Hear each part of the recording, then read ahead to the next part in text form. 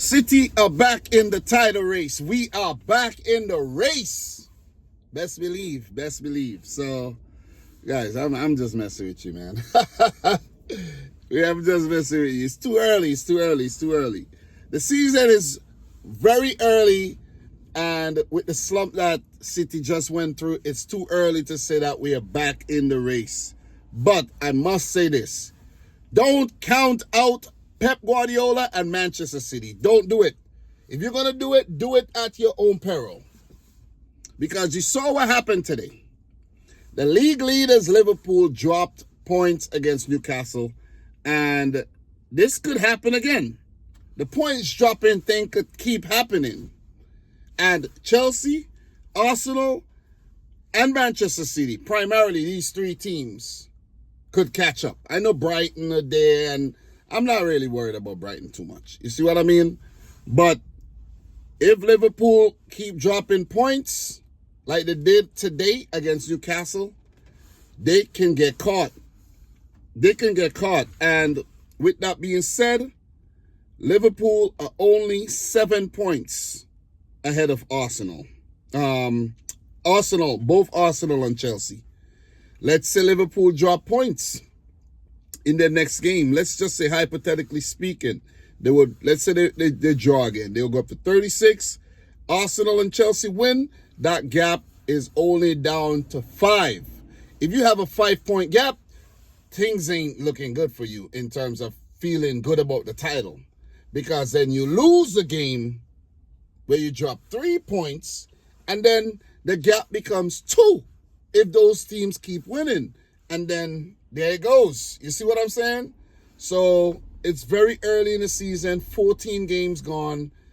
I know it's looking really promising for Liverpool, but we've seen in the past teams like Arsenal and Liverpool themselves having really healthy leads and blow them. Bottled the Premier League. Let's just say that. Liverpool and Arsenal have both bottled Premier League titles within the last 5 years. I'm going to leave it at that. So, guys, what I'm going to do, I haven't watched all the highlights yet. So, I watched the highlights for Everton, Wolves, Newcastle, Liverpool. I watched the City Forest game today.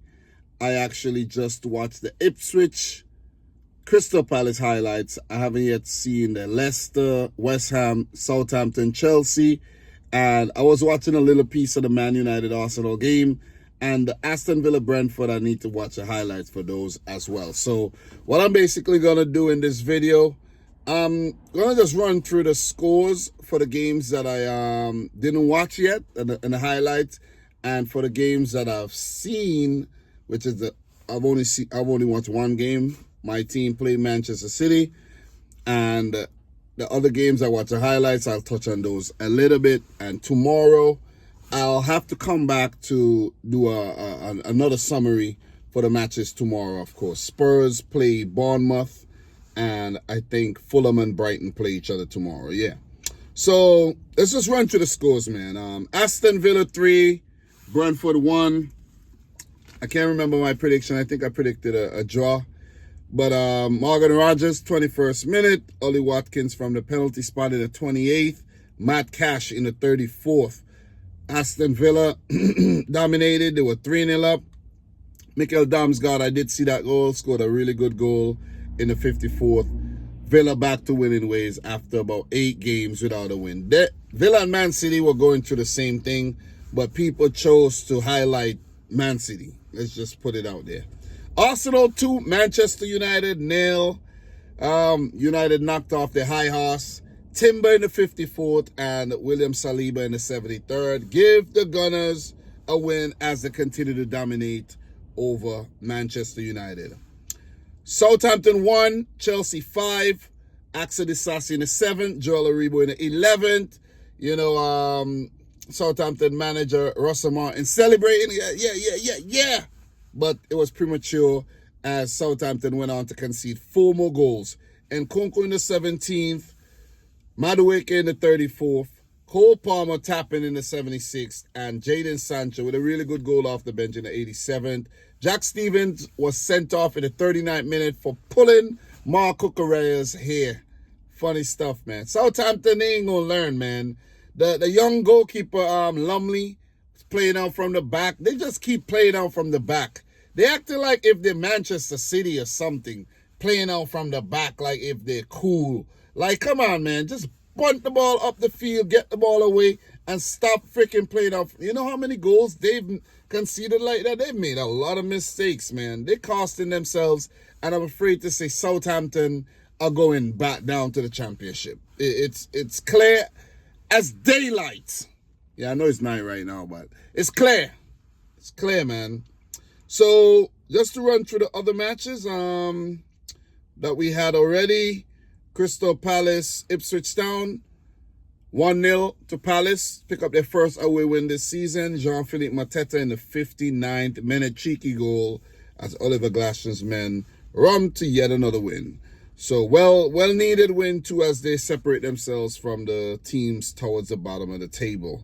So, in terms of the other game, there was another game. Leicester 3, West Ham 1. First game in charge for Ruud van Nistelrooy, and he picked up a victory. Jamie Vardy in the 2nd minute, El Kanu 61st, Patson Daka in the 90th, and Nicholas Fulkrug back from injury scored in extra time. Big win for Leicester, 3-1. Listen, are they going to turn a page? I did predict Leicester to stay up. Is this Leicester turning a new leaf? Are they going to have a new lease on life under Premier League legend Ruud van Nistelrooy, who did a great job as interim manager for Manchester United, though. So let's see how long this, winning. Well, they haven't done a streak, but let's see if they continue to pick up positive results with the change of managers here. So congratulations to, Leicester. Hard luck to West Ham. They've been rather inconsistent. So Everton 4, Wolves 0. Big win for Sean Dyche and Everton. I did watch the highlights. Ashley Young becoming the oldest man to score from a direct free kick. He's 39 years old, scored in the 10th minute. Oral Mangala with a screamer in the 33rd. And Craig Dawson with 2 own goals, unfortunately, in the 49th and 76th minute to give Everton a convincing 4-0 win. Give it up to Everton, man. They needed that. I think I predicted them to draw this game, and they ended up winning it by 4-0. So, good stuff. They go up to 14 points. Teams in the relegation zone have 9 points. So, that's a good way to separate themselves and keep that pressure off. So too for Crystal Palace, who are on 12 points. As for Wolves, relegation zone, 9 points. It ain't looking good for them, but they will continue to fight. I have a feeling Wolves are going down this season. Yeah, it ain't looking good at all for them, man. So we are going to keep it moving. So we do have 2 more matches to talk about from the games that have been played already. And let me see. Newcastle 3, Liverpool 3. I know the Liverpool fans are not going to really come out like they usually do because they drop points. That's what they do. They're cowards. You know what I'm saying? They're cowards. They lose games. They draw games. And they curl up in their bed, curl up under their moms, and their grannies, and their sisters. You know what I mean? And they don't come out and hear what anybody got to say about their team. You see what I'm saying? Sore losers. And Liverpool should have lost this game today if the referee didn't end the game when he did, because Newcastle were on a breakaway and they were going to score on the counter, and the referee freaking blew the whistle. Like, what's going on? But, look, Newcastle counting their lucky stars here for picking up a point because they were leading the match. Basically leading the match 1-0, 35th minute. Curtis Jones equalized in the 50th, very good goal. Leading again in the 62nd through Anthony Gordon, and giving up that lead to concede twice to Mo Salah, 68, 83rd. I was watching a piece of this game as well. The back end of this game I did see. And, Liverpool were leading. And they would feel like they definitely give up a great opportunity to win on the road to Newcastle. Something they've been doing all the way for the last 9 years. Liverpool have not lost a game against Newcastle since, 2015, as I mentioned in my preview. Fabian Shaw in the 90th minute from a Quivine Kelleher mistake. He should have gone for that ball, and he actually refused to go for the ball. I don't know, miscalculation, and the ball went over his head. Fabian Shaw, don't know how he freaking got that in. Probably used, I don't know what he used, but to get his angles right there, what is that thing called again? That little thing you use in school, that little triangular thing to measure angles. I can't even remember. What the hell is that thing called? He probably used a protractor as well to get that in. But that was a good goal. That was a really, really good goal. Liverpool, missed the opportunity to actually pull off the great escape and suffered a draw here. It's more, this is 1 point gain for Newcastle in the grand scheme of things, and 2 points dropped for Liverpool. Because you drop these 2 points, you give Chelsea, Arsenal, and Manchester City a window to catch you, basically. You know what I mean? But Liverpool are looking good. They made changes, trying to, get the squad participating because it's a midweek fixture. They just played on the weekend. So you could understand the drop in quality, even though, when guys like Trent and Szoboszlai and Co came off the bench, Luis Diaz, you can see that quality come back, but you could understand the drop in quality and going behind twice in the match because, you're bringing in guys like Kwanzaa who's not been playing. Joe Gomez, he's not been playing a lot. You know what I mean? And the switching up Darwin Núñez, he's been all over the place. So, understandable. But I have to say, Liverpool, man, this title is yours to lose. And with results like this, you ought to lose it. You ought to lose it. In terms of Liverpool's next fixtures coming up, man, let's analyze this.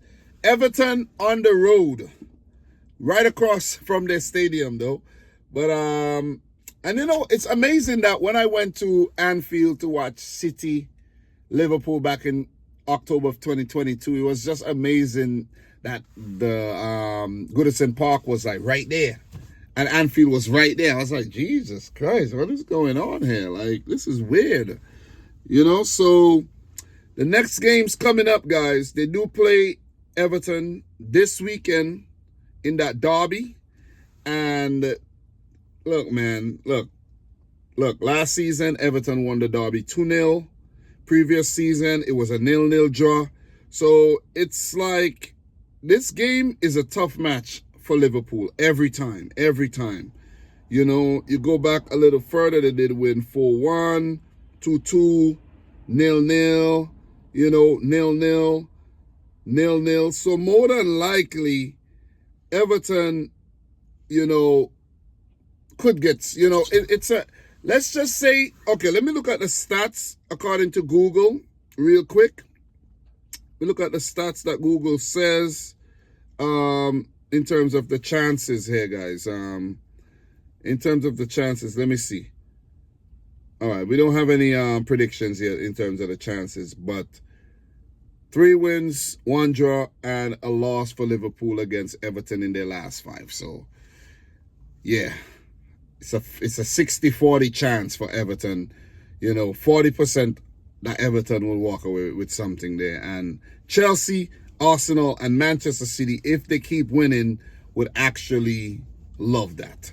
So with that being said, guys, let's talk about the last game, man. The last game, Manchester City back to winning ways. Are we back? Are we back in the title race, man? Are we back? You can't write us out. Can't write us off, man, because you check the table right about now. Manchester City are 4th, 26 points. That's 9 points behind Liverpool. If Liverpool drop 2 more points, That's going to be 7 points behind Liverpool if City keep winning. So once Liverpool keep dropping points, City keep picking up points, Arsenal, Chelsea, it's going to be a 4-horse race. It's going to be a 4-horse race. I would enjoy a 4-horse race, man. So in this game, Bernardo Silva in the 8th minute, Kevin De Bruyne's header. Brilliant stuff, man. Brilliant stuff with the De Bruyne and the header towards goal and, Bernardo to tap it in. De Bruyne's goal in the 31st minute, brilliantly set up by Jeremy Doku. Doku is a cheat code. You see what I'm saying? Doku is a cheat code with his dribbling ability, his willingness to take on other players. It's just brilliant, man. It's just brilliant to watch. It's spectacle. And that De Bruyne goal, oh man. Beautiful, beautiful, beautiful. So look, 31st minute, De Bruyne and Doku in the 57th to seal the deal, put the nail in Forrest's coffin. Brilliant goal by Doku, man. Brilliant goal. De Bruyne was judge man of the match, but I would give it to Doku. Seriously. Forrest did have a really great chance to Chris Wood, a breakaway, got him behind Ruben Diaz. Look, Ruben Diaz is slow, man. For Chris Wood to outrun you, you got to be really slow. So, yeah, blew that chance. I think Morgan Gibbs-White had a really good shot at Ortega. He saved it. And there was maybe 1 or 2 other opportunities, but nothing too clear-cut, you know what I mean? I think Man City was focused. They had a plan. They executed it well. There's still a few chinks to iron out, a few mistakes made here and there. But all in all, man, it was a quality performance. Quality performance. Nice to have De Bruyne back in the team. Team looks a lot more solid with him there. Foden not involved. He maybe needs a little rest, time to rethink. Haaland even picked up an assist in this game for the Jeremy Doku goal. So even though he didn't have many chances to score, clear-cut chances, he worked hard in the game and he was quite involved. I like the rotation, bringing on Kyle Walker in the second half, bringing on Rico Lewis, just trying something fresh, having Ortega in goal instead of Edison. Maybe these are the changes that we needed to actually get back, on course here. Because you might think this player's not the problem, and he could definitely be the problem. So Gundogan, man. Gundogan is slowly cooking again. Gundogan is slowly cooking again. He's in the pressure cooker. Let me just put that out there, man. Let me just put that out there. But guys, I don't mean to be too long-winded. This is meant to be a quick reaction. I feel great. I feel good. We're back on course. And let's see what the weekend holds for Manchester City if they can continue this picking up wins. So tomorrow, Spurs and Bournemouth will play. Fulham versus Brighton. And on the weekend, we have Liverpool, Everton, Brentford, Newcastle, Aston Villa, Southampton, Crystal Palace, Manchester City. It's a good game for City to continue to build that momentum. United, Forest, Fulham, Arsenal, Leicester, Brighton, Ipswich, Bournemouth. And you have West Ham, Wolves, and a big one, Spurs versus Chelsea there. So, yeah. So massive games on the weekend. I'll do a preview on Friday. And, to keep the thing going. It's all about consistency, all about momentum. We're going to keep dropping these videos. No matter what the haters say. You know what I mean? But, we're going to keep bringing the heat. Guys, remember, this is for entertainment purposes, man. I switched up my whole thinking. This is entertainment. I'm not playing any sports. I'm talking about a sport, but this is all for entertainment at the end of the day. You see what I'm saying? So you can either take me serious or don't take me serious. That's up to you. You feel me? As long as you're entertained. Are you not entertained? Anyways, guys, I'm your boy Dom. Subscribe if you like the video if you haven't yet done so. And until next time, peace out. Rich Squad. Peace.